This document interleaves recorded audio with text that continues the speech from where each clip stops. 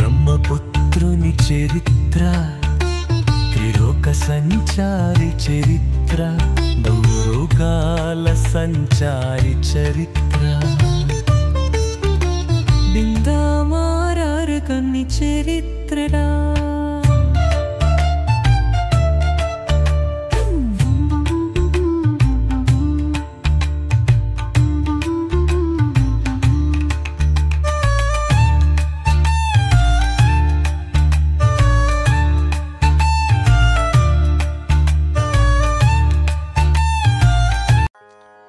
ఓం శ్రీ గణేశాయ నమః. శ్రీమాత్రే నమః.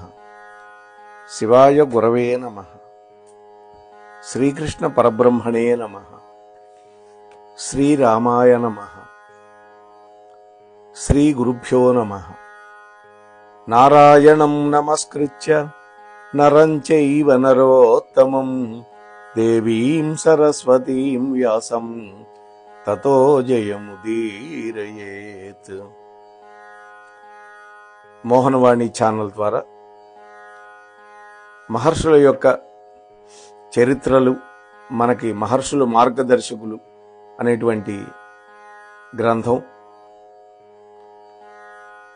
సద్గురు డాక్టర్ కె శివానందమూర్తి గారి విరచితమైనటువంటి దాంట్లో మొట్టమొదటగా మనం నారద మహర్షి యొక్క చరిత్రని చెప్పుకుంటున్నాం. ఇప్పటికి 3 ఎపిసోడ్లు పూర్తి చేశాం. అందులో బ్రహ్మదేవుడి యొక్క శాపం వల్ల నారదుడు ఒక గంధర్వరాజు యొక్క కొడుగ్గా పుట్టాడు.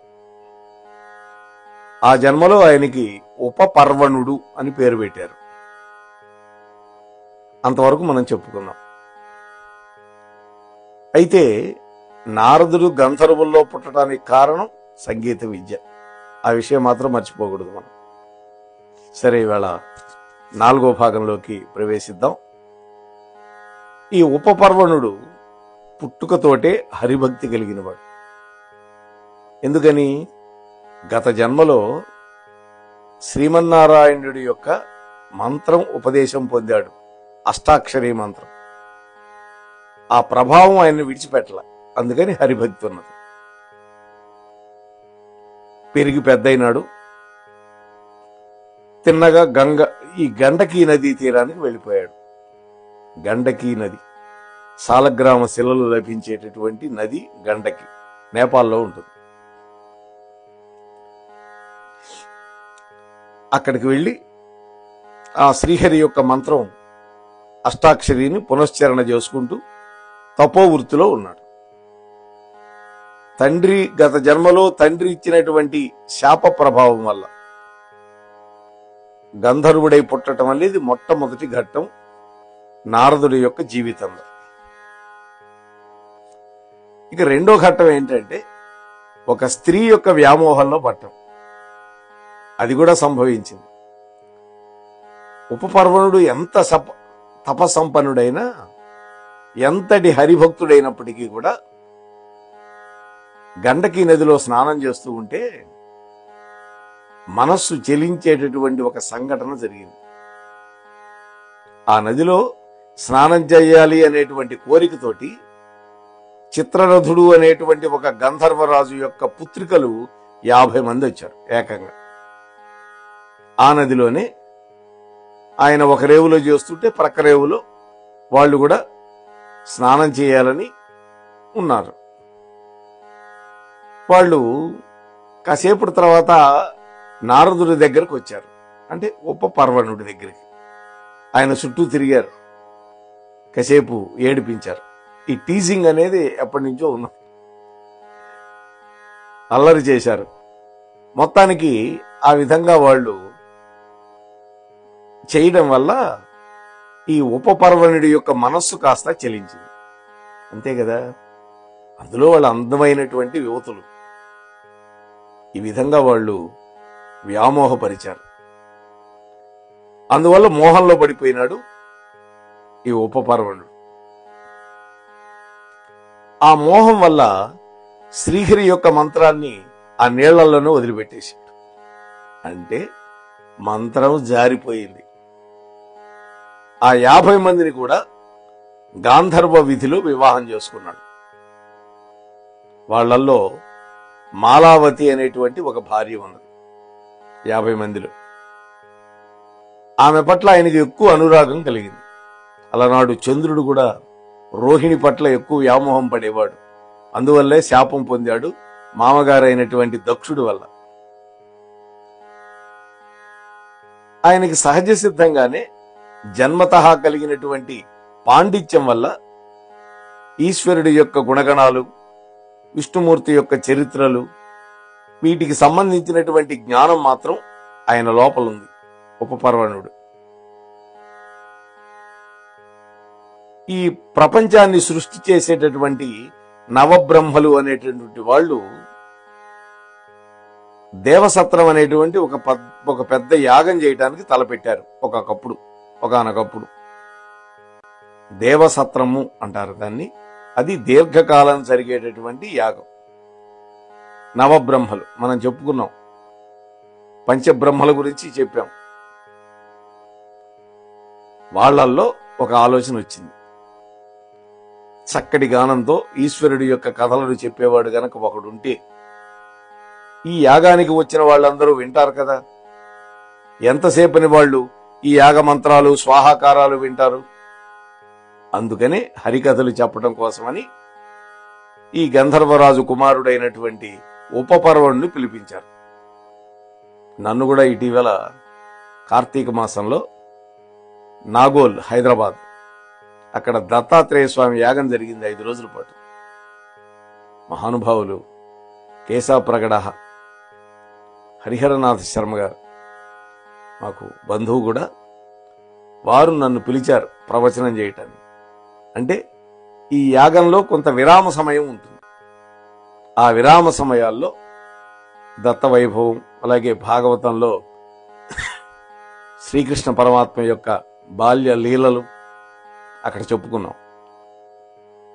అదేవిధంగా ఇక్కడ కూడా వాళ్ళు చేయబోయేటువంటి యాగంలో మధ్య మధ్యలో ప్రవచనం చేయటం కోసమని ఈ నారదుడిని పిలిచారు. అంటే ఉపపర్వణుడు.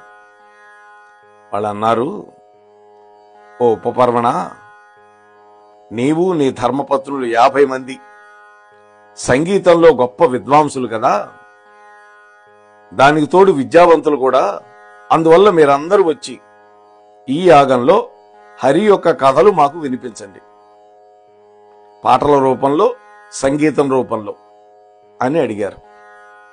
అయితే ఆ సమయానికి ఆయన భార్యా సమేతుడై బ్రహ్మలోకంలో అప్సరసలతో కలిసి విష్ణుగాథలు పాడుతూ ఉన్నాడు. వీళ్ళు కబురు చేసే సమయంలో అక్కడ బ్రహ్మ యొక్క సభలో అందరూ వింటూ ఉన్నారు. బ్రహ్మ యొక్క శాపం, స్త్రీలోలత్వం, ఈ 2 కూడా ఇంకా ఈ యొక్క ఉపపర్వణులో ఉన్నాయి. ఆ హరికథలు చెబుతూ అక్కడ ఏం చేశాడు, రంభ యొక్క చీర చెంగు పట్టి లాగాడు. 50 మంది పెళ్ళాలు ఉన్నారు, గంధర్వకాంతలు, మంచి అందగత్తెలే. అయినా కూడా ఇటువంటి పని చేశాడు. కామకేళికి రమ్మని సైగ చేశాడు. ఆ దోషానికి ఈ నవబ్రహ్మలు ఉన్నారు కదా, వాళ్ళకి కోపం వచ్చింది. కోపం వచ్చి, ఓ గంధర్వరాజా, నిన్ను మేము ఆహ్వానించింది విష్ణువుని గురించి పాడమని.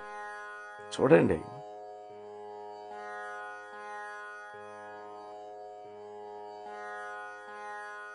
అంటే బ్రహ్మలోకంలో పాటలు పాడుతున్నటువంటి వాడు ఈ నవబ్రహ్మలు పిలిచారు అనేటువంటి ఉద్దేశ్యంతో భార్యలను వెంట పెట్టుకుని వచ్చాడు.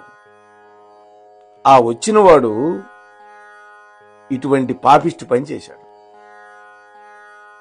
వాళ్ళన్నారు, ఓ గంధర్వరాజా, నిన్ను ఇక్కడికి ఆహ్వానించింది విష్ణువు గురించి పాడమని, కానీ నువ్వు స్త్రీలోలువై కనిపిస్తూ ఉన్నావు. అందువల్ల నువ్వు భూలోకంలో ఒక శూద్ర స్త్రీకి పుత్రుడుగా పుడతావు అని శాపం పెట్టారు. తండ్రి ఒక శాపం పెడితే మళ్ళీ 2వ శాపం తగిలింది ఇక్కడ నవబ్రహ్మల వల్ల. స్త్రీలోలత్వం కారణమైంది దానికి. చూడండి, ఈ శపించగా పుట్టినటువంటి దాసీపుత్రుడు కథ అంతా మనకి శ్రీమద్ భాగవతంలో మొదటి స్కంధంలో కనపడుతుంది. సరే, వెంటనే ఈ ఉపపర్వణుడు భార్యలందరినీ పిలిచాడు. నాకిట్లా శపించారు ఈ నవబ్రహ్మలు, ఇక నేను ప్రాణాలు విడిచిపెడుతున్నాను అని చెప్పి దర్భలని తూర్పు కొనలుగా పరుచుకొని వాటి మీద పడుకొని ప్రాయోపవేశం ద్వారా ప్రాణాలు విడిచిపెట్టేశాడు. ఎప్పుడైతే భర్త మరణించాడో ఈ 50 మంది భార్యలు ఏడవటం మొదలుపెట్టారు.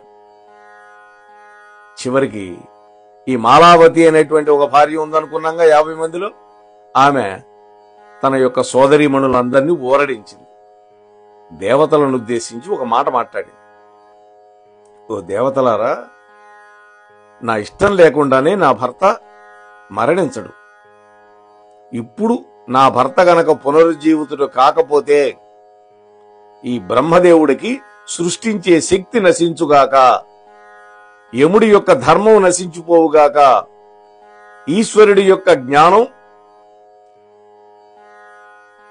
మరచిపోవుగాక అని శాపాలు పెట్టేసింది. అని శాపం పెట్టి తన కుడి చేతిలో ఉన్నటువంటి నీటిని విడిచిపెట్టింది.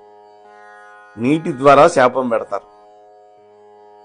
మాలావతి ఈ కార్యానికి పాల్పడింది. ఎందుకని? తనకిష్టుడైనటువంటి భర్త మరణించడమే కారణం. ఆమె మహాపతివ్రత. ఆమె యొక్క శాపం అమోఘం. అందువల్ల దేవతలంతా భయపడిపోయి విష్ణుమూర్తి దగ్గరికి పారిపోయారు. అప్పుడు విష్ణుమూర్తి వాళ్ళందరికీ అభయం ఇచ్చాడు. వాళ్ళందరినీ మళ్ళీ మాలావతి దగ్గరికి పంపించాడు. అప్పుడు విష్ణువు ఒక బ్రాహ్మణ వేషం వేసుకొని మాలావతి దగ్గరికి వచ్చి వేదాంతం మాటలు మాట్లాడుతూ ఆమెను ఊరడించడానికి ప్రయత్నం చేశాడు. అయితే ఆమె మాత్రం తన భర్త గనక పునరుజ్జీవితుడు కావాల్సిందే అని గట్టిగా పట్టుబట్టింది. ఆమె అన్నది, ఓ బ్రాహ్మణోత్తమా, కపట బ్రాహ్మణుడుగా వచ్చాడుగా విష్ణుమూర్తి, ఓ బ్రాహ్మణ, నాకు నువ్వు వేదాంతం చెప్పడానికి వచ్చావా, లేకపోతే నా భర్తను బతికించడానికి వచ్చావా?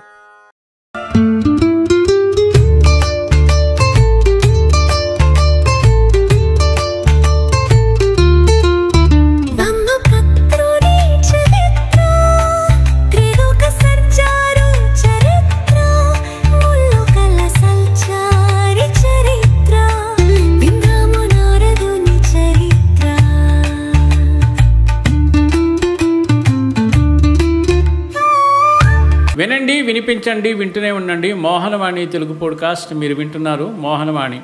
ఇంతవరకు మన ఛానల్కి ఎవరైనా సబ్స్క్రైబ్ చేసుకోకపోతే ఇప్పుడే ఈ క్షణమే సబ్స్క్రైబ్ చేసుకుని ఆ పక్క నుండి బెల్ బటన్ మ్రోగించి మమ్మల్ని ప్రోత్సహిస్తారని మనస్ఫూర్తిగా కోరుకుంటూ, సర్వేజన సుఖినో భవంతు, లోకా సమస్త సుఖినో భవంతు. ధన్యవాదాలు. స్వస్తి.